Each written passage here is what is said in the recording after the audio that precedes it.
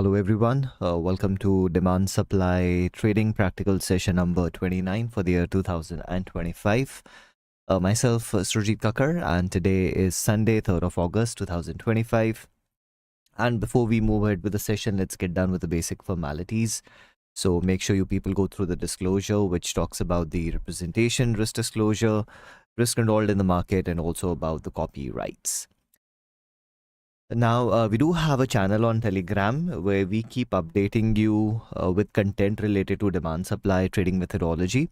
And also we keep updating you when these sessions are scheduled. So in case you are still not part of this channel and you wish to join this channel, there are a few different ways to do it. The first one is you can scan the QR code which is on your screen. The second one is you can go into the description of this video. And in the description, you'll be able to find the direct link. You can click on that link and you can join the Telegram channel. And the third way is when you visit our website, which is surjitkakkar.com, or you can use the short URL, which is sk.coach. So once you are on our website, you can just scroll down on any of the pages to the footer section. And in the footer section, you will see you have this option which says join Telegram channel, and you can click on join now and you can be a part of this Telegram channel. All right, so these are a few ways how you can be part of this Telegram channel and be always updated with stuff related to demand supply trading methodology. Now, talking about today's session is practical application of demand supply methodology. So our demand supply course is now available as a 100% free course. And the course will cover the methodology theoretically, but we also need to see some practical examples to have a better understanding how it has to be implemented. And that is what we do in these sessions.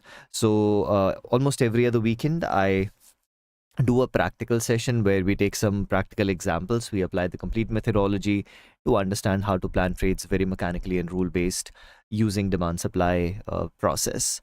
Now, the best part about these sessions is that I'm not analyzing something which has already happened, because like I always say that something which has already happened is always a piece of cake, right? You can open any chart, you can apply n number of indicators, you can apply a number of oscillators, and you can always find a reason why you could have participated or you would have avoided a particular move. But the real fun is when you're doing the analysis in advance, and that is what demand supply methodology is also all about. It is also called as set and forget methodology, because you can always pre-plan the areas where you would like to be buyers and sellers, and sometime in the future when prices they revisit those areas of demand and supply, that is the time those trades they get triggered. And yes, they can always be pre-planned. And since they can be pre-planned, that is how I conduct these sessions. We always pre-plan the areas. And just because we are pre-planning it does not mean that I share these examples with you and then we forget about it. Whatever examples I share with you, whenever they get triggered in the future, we always review them, and that helps you see both the before as well as the after. And when you're seeing the both before as well as the after, that helps build confidence in the methodology, right? So again, in the practical sessions, we are not looking into things which have already happened. We are planning for the future. And yes, that's the I'll say best part about these sessions, that we are not doing a post-mortem kind of an analysis. We're always doing an analysis which is well in advance. All right, now to be very comfortable with these sessions, there are a few prerequisites, and if you complete these prerequisites, that will ensure that these sessions are much more fruitful to you and easy to understand. So what these prerequisites are: the first one is our Trading Essentials course. The reason it says optional is because if someone has a very good trading background, they have been trading for a number of years, they have a lot of experience. If they wish to skip the Trading Essentials course, they can do it, though I would recommend everyone to go through the Trading Essentials course. Now, how can you access our Trading Essentials course? Again, it's a 100% free course. In fact, all our courses are now 100% free. So how to access the Trading Essentials course? Once you're on our website under services, you will find the option for courses. Click on it. And once you click on it, you will see the very first one is the Trading Essentials. Click on Trading Essentials. And you can see the course is available in 2 languages, English and Hindi. So whatever language you're comfortable with, click on that. And once you click on this button, you'll get immediate access to the course content. You don't have to register. You don't have to do any sign up. So just a click and you have immediate access to the playlist go through the complete playlist, and that basically covers your Trading Essentials course. Now, once you're done with Trading Essentials, the next step is to learn the demand supply methodology. And how can you do that? Again, the same process under services. When you go to courses, you will see the second one is your demand supply trading course. You'll click on it. And this is also available in two languages, English as well as in Hindi. So just like Trading Essentials, once you click on these buttons, you'll get immediate access to the course content, no signups, no registration required. So you'll have the complete playlist, go through the complete playlist, and that basically covers your complete demand supply trading course. Now, once you're done with the course, like I said, you also need to see some practical examples to have better understanding of how to apply demand supply trading methodology. And that is where the practical sessions, they come in handy. Now, I definitely do these practical sessions almost every other weekend. But all these sessions are also recorded. So if you want to see the recording of the past sessions, you can always click on practical sessions. And these are also available in both the languages, English as well as in Hindi. And this will give you access to the playlist of these practical sessions. You can go through as many sessions as you wish to, because the more number of practical sessions you will see, the better you'll start having the understanding of how the methodology has to be applied. And I guess the current archive is almost close to 1 year, 8-9 months. So you have a lot of practical sessions available to you. So go through as many sessions as possible, because every other session you'll be able to find something new to learn, because I always try to pick examples where we have different kind of situations, so that you can understand how to practically handle those situations when you encounter them when you are doing your analysis, right? So that takes care of our second prerequisite. Now the third and the fourth is, when you go through these practical sessions, you will see that I use certain documents, which is the rule book and the flowchart, to help us plan trades very mechanically and rule based. So how do you get access to these documents? Again, under services, you have the download section. And here you can see the first one is the rule book, the second one is the flowchart. Again, no sign up, no registration required. Simply click on download and you'll have immediate access to these documents. So this is the rule book, and this is the flowchart. Now, how to use the flowchart and the rule book, you will see it today again during this live practical session. But before we get started with today's session, in the last 2 weeks, because last week I was not available, I was not able to do a live session. So we have almost 2 weeks pending, and within these 2 weeks, quite a few trades, they got triggered. So we'll start with a review of those trades, and once we are done with the review of those trades, then we'll take today's example. All right, so let's start with the reviews. So the very first one is session number 27, right? So this was session number 27. We did the analysis for this one on the 13th of July, right? So on the 13th of July, we did the analysis, and prices came back to our zone on the 24th of July, which is this particular day. Now, when we did the analysis, this was a type 1 trade for us, and talking about the reward to risk ratio when the prices were coming back into the zone, let's verify that. So I'll say all demand supply structures. So you can see when the prices were coming back into the zone, our opposing zone was right here, which is a little over 1:1 kind of a reward to risk ratio. But the thing is, we also need to check where this zone was located, because if we were at the best location, we could also take the target from the intermediate time frame, right? So just give me a second. Let me just double check and verify that. So just give me a second. Let's look into it. And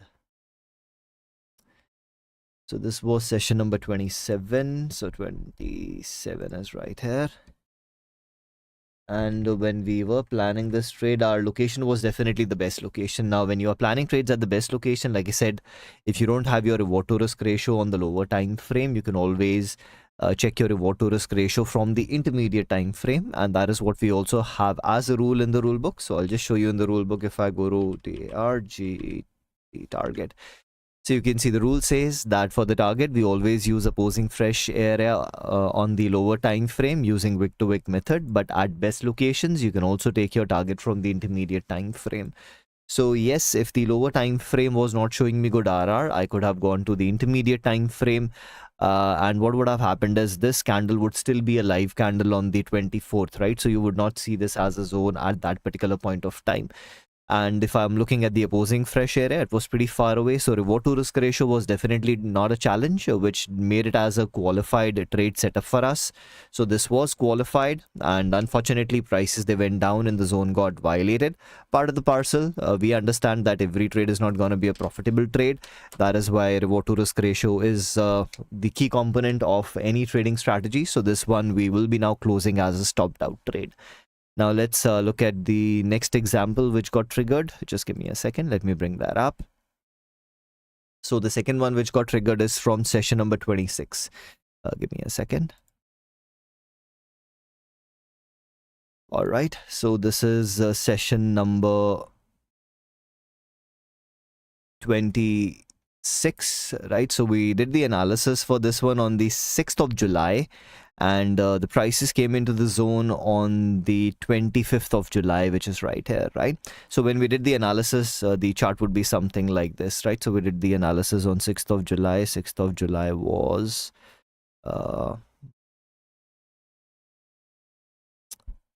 right here. Right, so when we did the analysis, the chart would be something like this, right? So this is 6th of July when we did the analysis, and like I said, the prices came on 25th, which is right here. Now at the time of arrival, you can see our opposing fresh zone is right here. Again, this was a type 1 trade for us, so even on this time frame, the reward to risk ratio is not a challenge. You can see we have a easy 2:1, so reward to risk ratio was definitely not a challenge. Yes, prices came into the zone. We did went a tad below the distal line, but our stop losses are always a little below. So the stop loss is not yet hit, and we are still in the trade. So we'll keep it as an open trade. The reward to risk ratio, we can definitely see it as a 2:1. So we'll track it for the next few sessions and see how this one plays out. So that's your session number 26, which was analyzed on the 6th of July and got triggered on the 25th of July. All right, now moving on to the next example. Give me a second. The next one is your session number 25, right? So just give me a minute. Session number 25. Okay, so I also got, just give me a second. I also got an alert just now. The reason I would just shift to the alert is because once we move ahead, at times during the live session, we might not get immediate alerts. So just to show you example of what alerts are, just give me a minute. Can you see just now we got an alert that we have an alert on these particular symbols. You can see on Binance exchange, on ETH USDT, on Doge USDT. So let's just go to a 5 minutes chart because this alert was on a 5 minutes chart, and I'll disable the screener for now. The reason I'm doing this is because we just now got an alert, so that at least you have an idea how alerts they basically work. So if I go to ETH USDT, ETH USDT, and let's be on the 5 minutes time frame, you will see we just now had a formation of a rally based drop, and can you see as soon as the zone was formed, we immediately got the notification. The next one is on Doge USDT. If I go to DOGE USDT, you will see we'll have a rally based drop structure again, and can you see as soon as the zone was formed, we immediately got the notification. The next one is ETH USD. So I'm just showing you 2-3 examples. You can see here also we have a structure of a rally based drop, and we also know the proximal values, distal values. So if I just bring in the proximal distals here, you will see those proximal distals will match. Show proximal distal values. So you can see it's 345342, 345342, and 345689, 345689. So this is what alerts are. So at least you have a live example of how alerts they basically work. As soon as you have a formation of a zone during the live market, and as of now, because the crypto market is the only market which is live, I have applied the alerts to the crypto market, and you can see as soon as the zones are getting formed, we are getting these notifications. Now let's get back to what we were looking into. So just give me a minute.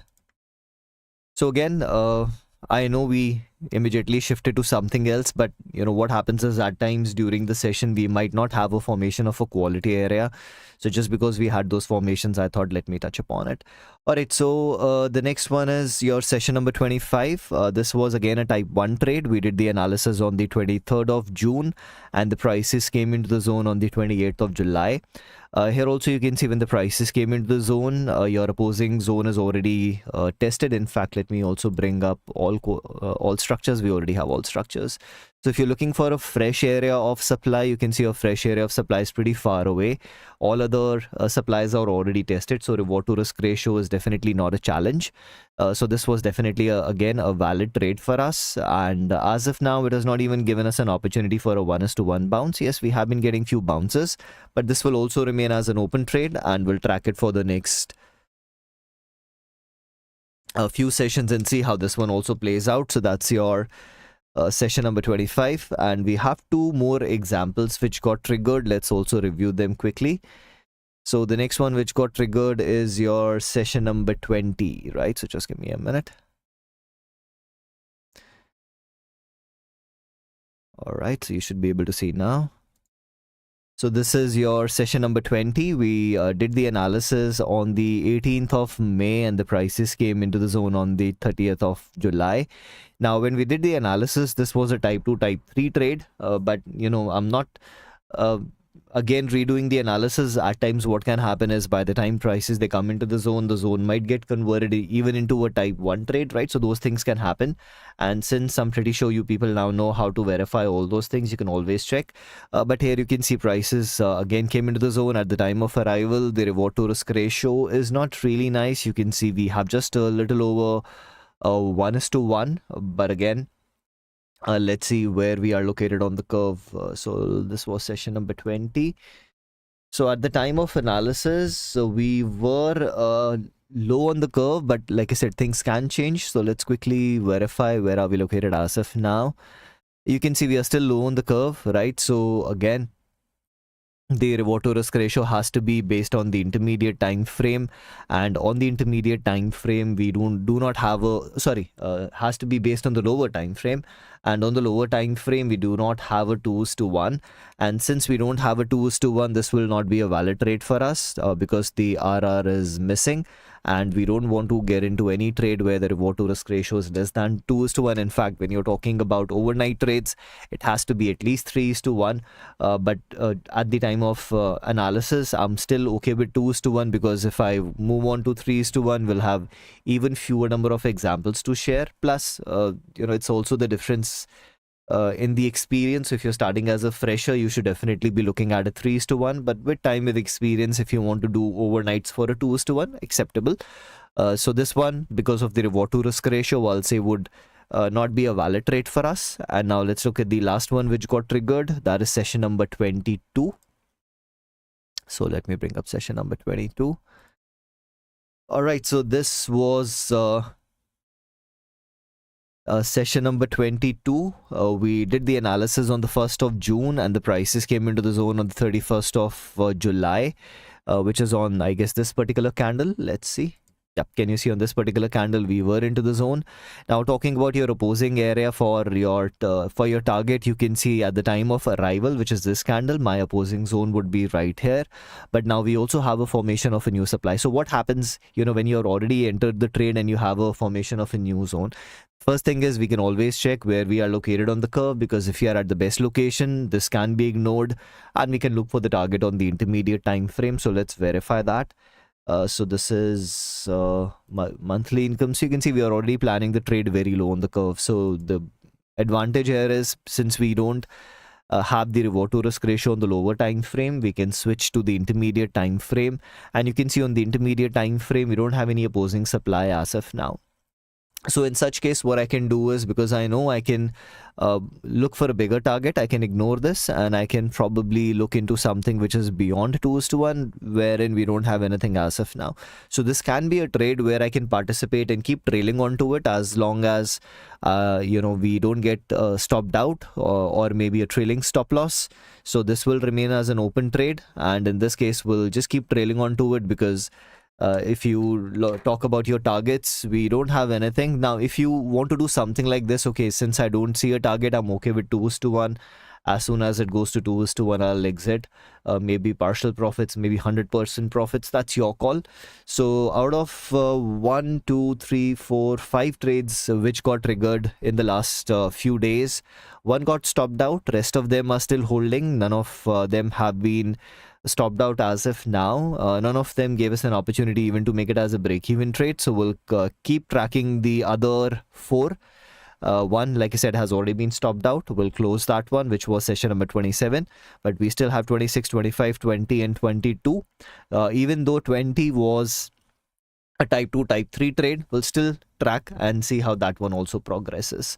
So that takes care of some of these examples which got triggered during the last few days. And now that we are done with it, we can start with our today's example for the analysis. All right. Perfect. So let's get started. So when it comes to trading, I always say trading has to be a very mechanical and rule-based process. Now, why it should be mechanical and rule-based? I have explained this in a video. Title of that video is How to Start Trading. In case you've still not watched that video, the link is available in the description. Make sure you watch that video, understand the process. There is no bypassing it. Eventually, everyone will have to go through that process. The sooner you start, the better it is going to be for you. So make sure you watch that video, understand the process, apply that process, because once you're done with that process, probably twice or thrice, by default, you will become more of a rule-based trader and less of an emotion-based trader, right? And that is one of the most common question I get, that how can I be a rule-based trader and avoid emotions, right? So that is the starting point, how you can get into emotion. I won't say emotionless, but yes, the percentage of emotions will drastically go down once you go through that process. All right, so since we need to be mechanical and rule-based, we need to create something which is called as a trade plan.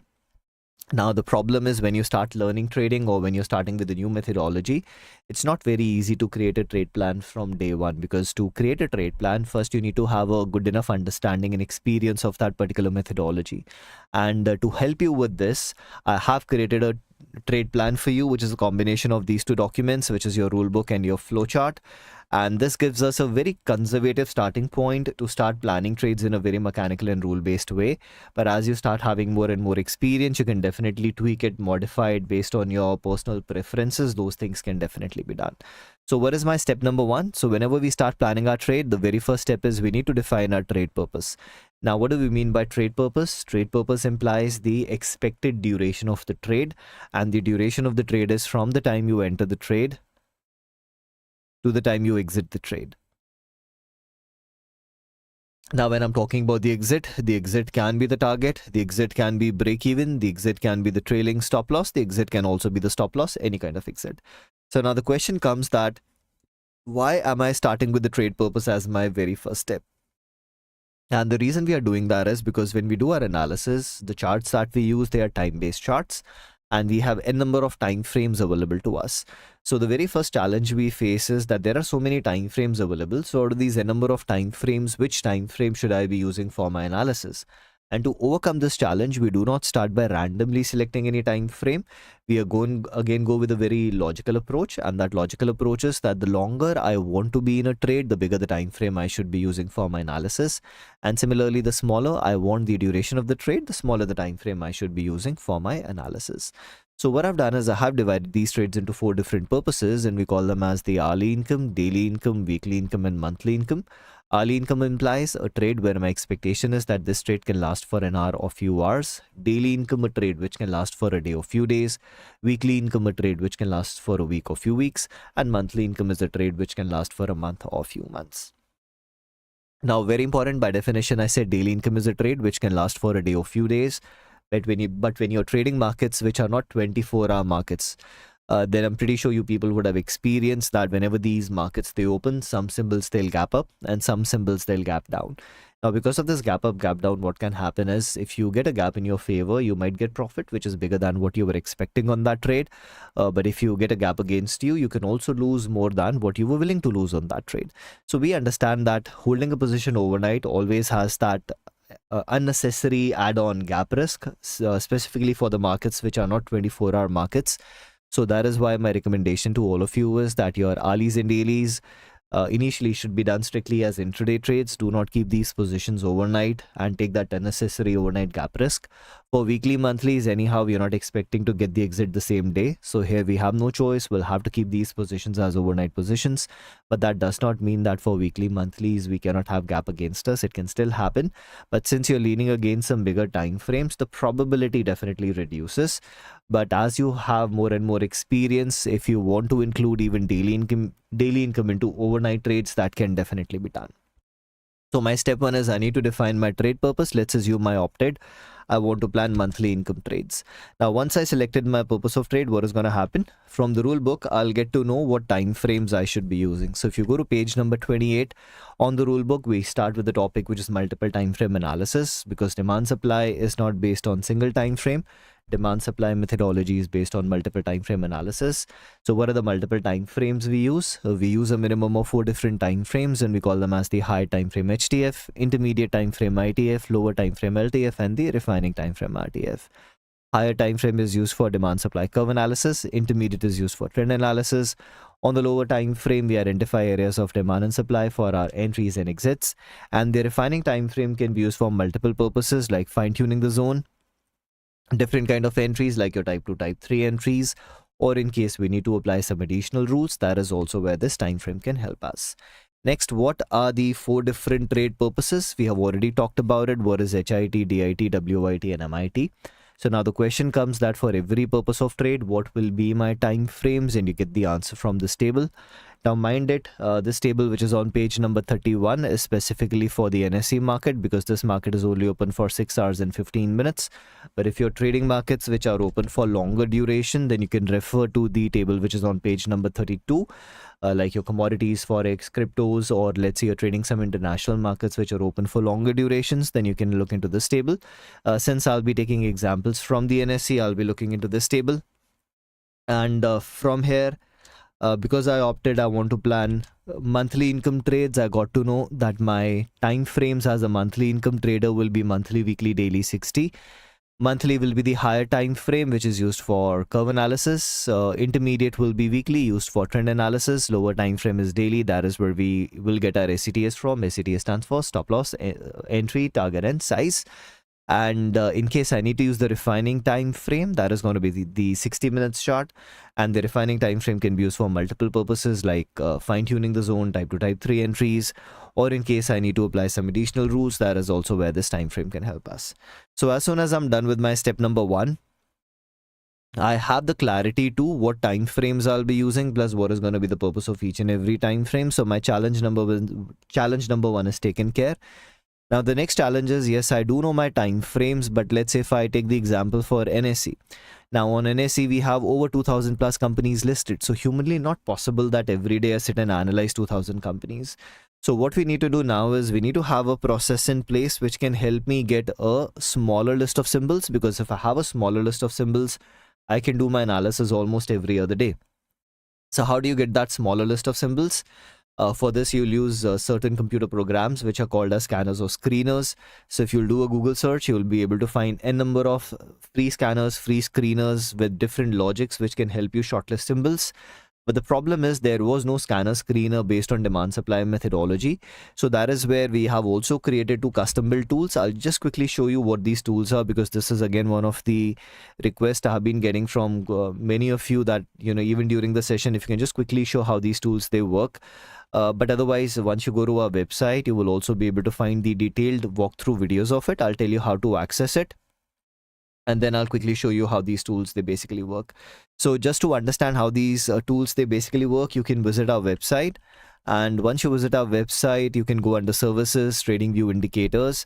And here you can see you have the alerts, you have the screener. You can click on the subscribe button. It will take you to the subscription page where the walkthrough videos are available. Go through those walkthrough videos to understand them better. But just to quickly help you understand how they basically work, first we'll start with the screener. So what screener basically does is that in the screener, we input our name of symbols. Like here you can see I've given a list of about 15 symbols. And then I've said to the screener, okay, these are the 15 symbols. Identify the symbols where my proximity is 2%, right? What do we mean by 2%? That the high or the low of the current candle will be within 2% to a demand area or a supply area. Now, if I don't want it based on high or low, I want it based on closing basis. That can also be done. But I prefer based on high-low. So if I just apply this, can you see out of 15, it is telling me that these are the only two symbols which are within that range, which means that out of 15, I can skip the other 13. I don't have to waste my time analyzing other 13 because I know the other 13 are definitely far away from a quality demand area or a supply area. These two are the only ones which are close. So just as an example, if I go to Bharti Airtel, you will see that Bharti, I need to go to the daily time frame, right? Because you can see currently the screener is running on the daily time frame. So can you see I have a demand area, and this demand area from the closing price will be within 1.11%. So it is telling me that currently we are outside of the zone, and once we move down 1.11% from this closing, we will be entering into that demand area. Can you see that is what it is telling me? So this is how the screener basically works, that you input your list of symbols. And the best part is, even if you have a free TradingView account, you can even use it on a free TradingView account, because what you can do now is that you don't have to input these symbols manually. You can give it as a CSV right here. Symbol 1, symbol 2, symbol 3. So let's say if you analyze 100 symbols, give the first 15, it will quickly give you the results. Give the next 15, give the next 15. So just create your CSV once and just copy paste those CSVs, and it will immediately start giving you the results. So this is what screener does. It helps you identify symbols where the current candle is within the proximity range of whatever you have specified. The second tool we have is the alerts. Now, how alerts they basically work, you just saw a live example of alerts as well. So what alerts basically do is that during the live market, as soon as you have a formation of a demand area or a supply area, so let's disable the screener now, and you saw that when we got the alert at that point of time, we had the visual alert as well. Now the reason we are giving those visual alerts is because I know that many of you might be having a free TradingView account. Now on a free TradingView account, you can't place alerts.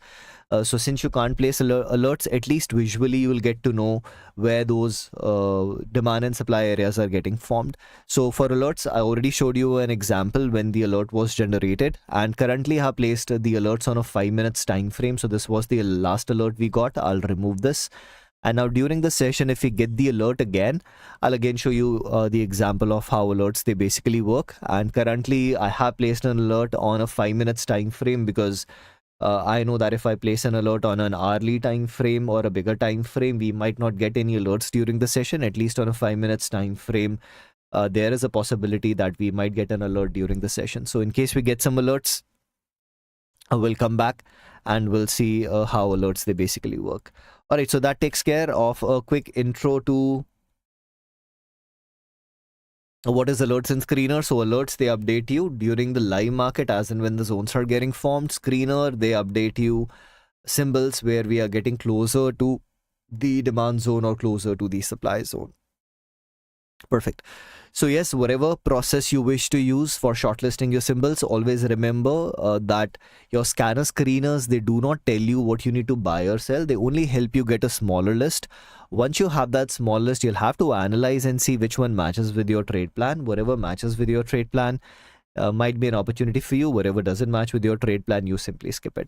So let's assume whatever list you got. In fact, this process can also be as simple as that I want a small list, so maybe I'll only analyzing my Nifty 50 stocks, or maybe I have my own favorite list of symbols which I want to analyze every day. So choice is yours how you want to get that list, but there are a number of ways to do it, and there are two ways even to do it based on the demand supply methodology. Now, once you have that list, what we'll do is we'll go to the lower time frame and we need to identify a zone. What is my lower time frame? We got the answer from our step number 1, that as a monthly income trader, my time frames were monthly, weekly, daily, and 60, out of which daily was my lower time frame. So we'll go to the daily chart, and on the daily chart, we need to identify zone. Now, what do we mean by Zone means any of these four structures. It can be a drop based rally, rally based rally, rally based drop, or a drop based drop. And the good news here is that we also have an indicator on TradingView which automatically identifies these areas of demand and supply, and we offer a 100% free 7-day trial of the demand supply zone indicator. So in case you have still not taken a trial of the indicator, you can definitely do it. And how can you take the trial of the indicator? Once you visit our website, if you're visiting it for the very first time, by default, you'll get the notification on the top that you can go for the trial. But if you've already removed it, then you can come to our website, click on services, go to TradingView indicators. And the very first one is the demand supply zone indicator for TradingView. Click on it. And here you will be able to find this button which says 7 days free trial. A very short form. You just have to fill in your full name, your email address, and your TradingView username. Very important, you're providing the correct TradingView username, because if the username is incorrect, it will not get activated for you. Now, if you don't have a TradingView account, you can click here. You can sign up for a free TradingView account, and then you can provide your TradingView username here. If you already have a TradingView account, then you can click here and visit your profile. And from your profile, you can identify your TradingView username, and then you can provide your TradingView username here, right? So do ensure that you're providing the correct TradingView username. And then it tells you that if you're going for a trial, on which date your trial will expire. Now, how did you hear about us? Just click on I'm not a robot, finish and start your trial. And once you fill this form, within 24 hours, it will get activated for you. And once it gets activated, you'll receive a notification on TradingView that it has been activated for you. And then you can enjoy it for free for 7 days. Now, since everyone has access to the demand supply zone indicator for at least 7 days, we'll do our analysis purely based on the indicator. That will help you see the power of the indicator, that how easy it makes the analysis for us. So let's assume the very first symbol that we got from that list was ABC. So what we need to do is we need to go to the lower time frame and identify zone. And here you can see I'm on the lower time frame, and I don't even have to think about it. The indicator is already identifying the zones for us. And on the lower time frame, we want only quality structures, not all demand supply structures. So let's disable this. So you can see the indicator is telling me this is where we have our very first demand area, which is a drop based rally structure. So my step number 3 was to identify a zone. No, I guess it was not step number 3. I think, let me just check. It is step number 3, right? So step number 3 is to identify the zone, and you can see the indicator has already done that for us. We have a drop based rally structure available. So let's draw this drop based rally. So my step 3 is complete. I have identified a zone. Is a zone available? The answer is yes. So now that we have a zone does not mean we'll trade it blindly. The next step is to qualify it. And for qualification, we have a 2-step process. In step 1, we'll qualify based on certain conditions. And step 2, we'll qualify based on the booster scoring. So the very first thing we check is that is the zone a case of level on top of level. Now, how do we verify that? It's a very simple concept.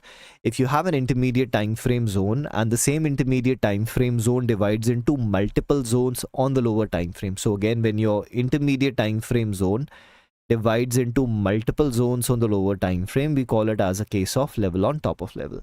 So what we understand from here is that to be a case of level on top of level, my lower time frame zone has to be inside the intermediate, which we call as a coinciding level. So if you have a coinciding level, there is a possibility it might be a case of level on top of level. But if you don't have a coinciding level, it cannot be a case of level on top of level. So let's verify. The zone we have identified, does it coincide with any intermediate time frame zone? And in this case, my intermediate is weekly. So you can see here we have a weekly zone, which is a drop based rally. So yes, we do have a weekly zone, and you can see the zone. See, whenever we talk about a zone is basically your leg in, your basing, and your leg out. So can you see my zone is part of this complete structure, right? So which means we definitely have a coinciding level, and I'm just marking it with a different color so that we can differentiate between the two. So yes, my lower time frame zone is definitely inside my intermediate time frame zone. But now, do we have a single zone or do we have multiple zones? So we can already see we have multiple zones here. But what I'll also do is, because it is not mandatory that all zones might be quality, so I'll also enable to check, do we have any other zones here which are not quality zones? The answer is no, we only have 2 of these areas. So since we know that we have these two areas, this definitely makes it as a case of level on top of level. And what we should be doing in case of level on top of level, we should be shifting to the lower zone, which is this rally based rally. So again, can you see, this is why it is very, very important that you go in a very mechanical way. Yes, we definitely identified an area, but we also understood that this area is a area which can be a case of level on top of level, because of which we shifted to the lower zone. Now, most of the times you will see me that when we have a structure something like this, I prefer to have my stop loss below the distal line of the intermediate time frame, so that it's on a little on the safer side. So if you want to make that modification, you can do that, but let me currently keep it something like this only, right? So let's keep it like this, but yes, that modification can be done if you wish to. So yes, going back, we looked for level on top of level. This was definitely a case of level on top of level. Whatever modification was required, we have made those modifications. The zone is not because of a gap, therefore gap rule will not apply. Pivot non-authenticity is not applicable, because pivot non-authenticity we only apply to a drop based rally or a rally based drop, so this is not applicable. And unstable equilibrium is also not applicable, because you can see here the leg out is not going below the basing. So if the leg out was going below the basing, something like this, then we would have called it as a structure of unstable equilibrium, which is not the current case. So none of these conditions are getting applied other than level on top of level, where we have already made the shift. So is the zone qualified for us? The answer is yes, because if none of these conditions are getting applied, they cannot disqualify the zone, right? To disqualify, first they need to be applicable. Then there can be two possibilities, either qualified or disqualified. But if the conditions are not getting applied, they cannot disqualify the zone. So we do have a qualified area. Now what do we do next? To this zone, we'll start applying the boosters. So let's start with the boosters. The very first one is freshness. The zone is definitely fresh, gets a score of 3.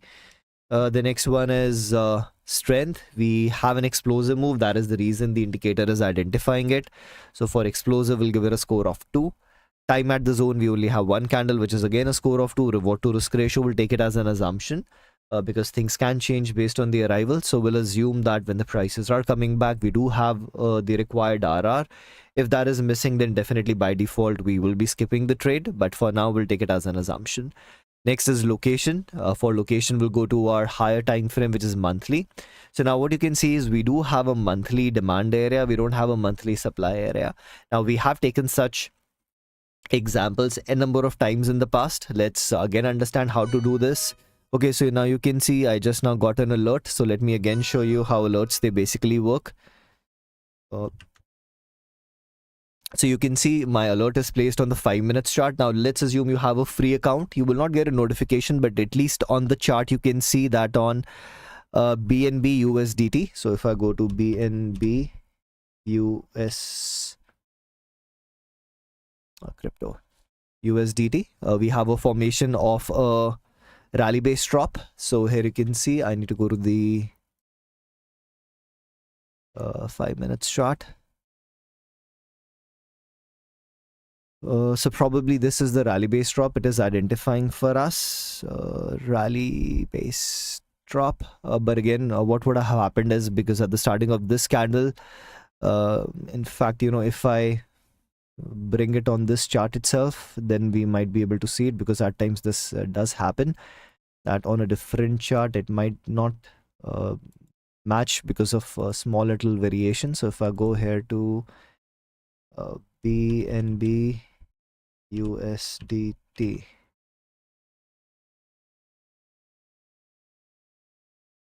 let me apply the demand supply zone indicator here.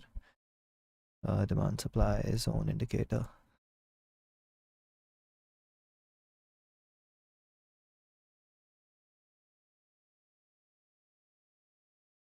All right, so see, at times what happens is, you know, when this candle had not yet started,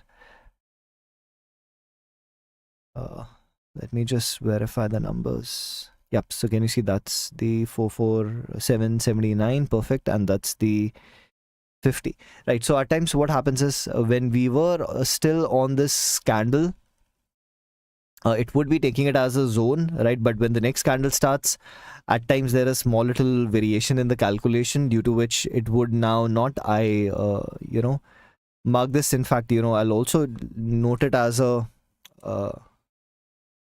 bug and see that only if it matches with the indicator it should notify. So this will be taken care of. But again, the last time we got the alert, you saw that it was matching. So it's a rare case scenario, but definitely I'll look into it and we'll try to fix this bug, that if the alert is there, then the indicator would also identify it as a zone. If the indicator is not identifying it as a zone, then it will not show as an alert for us. But the alert was basically for this area.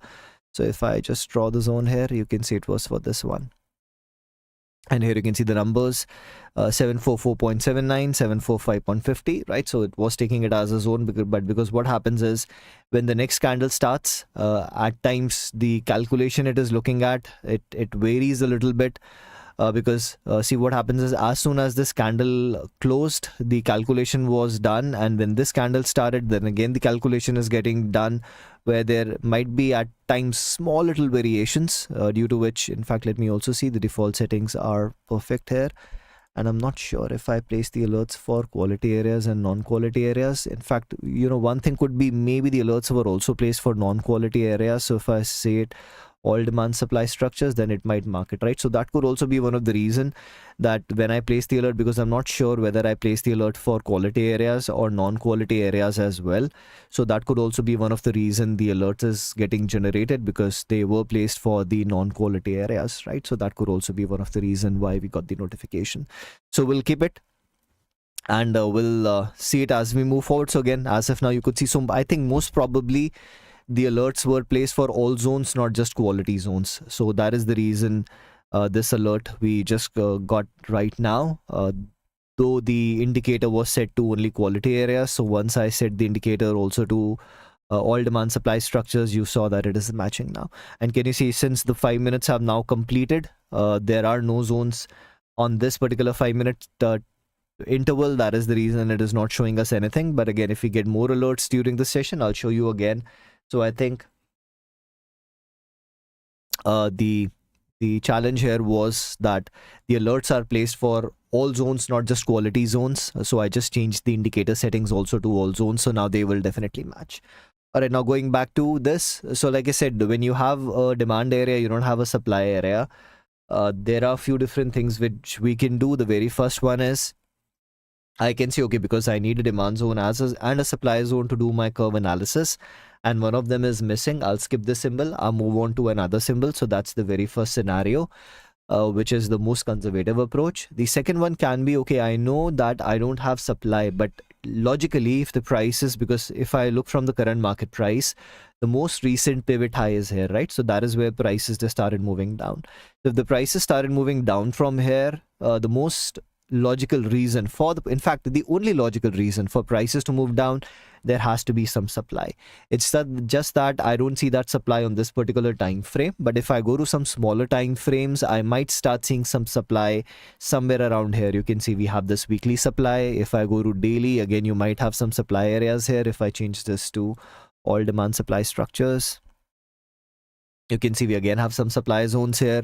So we understand that if the prices have moved down, there has to be some supply, right? So what we can do now is, if I still want to do my analysis, I can take this pivot high as a reference point, and from that reference point all the way to the demand zone, I can draw my curve. So the only difference now is that we don't have 5 divisions of the curve, we have 4 divisions, which is very low of the curve, low of the curve, middle of the curve, high of the curve, but very high of the curve is missing now, right? So that is how we can modify and still do our curve analysis. So our zone, which is this lower time frame zone, is located low on the curve, and low on the curve is definitely a good location to plan a long trade. So going back, we are planning the trade low on the curve, which is a score of 1. Now talking about the trend, once I go to the intermediate time frame, you can see it is telling me that we have 2 recent supply zone violations, which means the supplies are getting violated, and the only logical reason why supplies are getting disrespected might be that we are in a formation of an uptrend. So in an uptrend, the new highs will only form once the supplies are violated, right? So that's the logic we are using. So since we have 2 supply violations, we'll call it as a confirmed uptrend for us. And for an uptrend, we will give it a score of 1 again. Next is move from the zone. We need at least a 4:1 move, and you can already see we have a pretty nice move before the prices are coming back into our zone. You can see 1:1, 2:1, 3:1, 4:1, 5, 6. Maybe we have a 7:1 move. So move from the zone has already happened. It was a case of level on top of level. We have already verified it. It is also a coinciding level. We have already verified it, because if it is not coinciding, it cannot be a case of level on top of level. And the last one is trap. If I take a horizontal line and start pushing it up, trying to find an area where prices have been bouncing over and over again. So you can see almost this area in the past has beautifully worked like resistance, almost support, working like support, working like support, then again working like resistance, and we are sitting right below it, which can make this zone work like an area of trap. So that possibility is definitely there, that this might work like an area of trap, for which we will give it a score of 1. So if you look at the overall scoring, we have a score of 10 out of 10 with the assumption of reward to risk ratio, which makes it as a high quality setup, and 7 out of 8, which also makes it as a high probability setup, and high quality, high probability can be done as a type 1 trade. So after applying the boosters, we got to know that this is going to be a type 1 trade for us. Now, no matter how high the quality or the probability, any trade can be a stopped out trade. So we need to be ready for the worst case scenario, for which we'll do a proper position size calculation. And once the prices are coming back to the zone, we'll have to again re-verify, because the markets are not static, markets are dynamic, conditions are changing almost every other second. So before entering the trade, we need to re-verify, does it still qualify based on my trade plan? If the answer is yes, you place your order based on the entry type, in this case a type 1 trade. And once your order has been executed, the last step is your trade management, where step 1 is 1:1, we make it as a break-even trade. And after that, if we get the opportunity to trail onto it, we start using our trading stop loss. So this is how we plan trades, very mechanically and very rule based. And I need to be a little bit faster now, because I have the Hindi session starting in about 10 minutes. So again, before we end the session, I would like to add that if these sessions are helping you plan better trades, then do like the video, share it with your trader friends. If you are part of some trading community, trading groups, or if you have any family members who are into trading, you can share the link to my course content. You can share the link to these videos. You can share the link to the free trial of the demand and supply zone indicator, because the more you spread the word, the more people can take advantage of all these resources, which are available 100% free. All right, now at the end of the session, I also look into the questions, queries I get from you people in the chat box. But before I do that, I would also like to add that one feedback we have been getting from you is that what if I don't want to ask my question publicly, or what if I want to share my analysis, which cannot be done on YouTube chat? So we do have an option for one-to-one session. So if you feel that you require a one-to-one session, you can always schedule an appointment. Two kind of appointments are available: voice call and online meeting. So if you feel that on a voice call you can ask your questions, queries, get your answers, you can go for a voice call. And if you feel that you also want to share your screen, you want to share your analysis, then you can also go for your online meeting. So let's see what do we have in the chat box. I'll quickly answer, because like I said, now in about 8 minutes I have to start the Hindi session. And today we only have one query I can see, your insight about trading weekly demand zones. See, again, it is not just about what time frame you are trading. Definitely the bigger the time frame, the higher the weightage. But what I would add here is just because you have a weekly zone does not make it as a qualified zone for us, right? It has to fall in place with all other aspects. So again, it's more like just because you're on a weekly time frame, it's one part of I'll say it's one piece of the puzzle. But just based on one piece of the puzzle, you cannot solve the complete puzzle. You need to have the other pieces as well. So you need to look at everything, right? Where we are located, what is the trend, how's the score, right? So if everything falls into place, then it doesn't matter whether it is a weekly chart or it is a 1 minute chart, right? So if everything is matching with your trade plan, be that a 1 minute chart, be that a weekly chart, it is a qualified trade for you.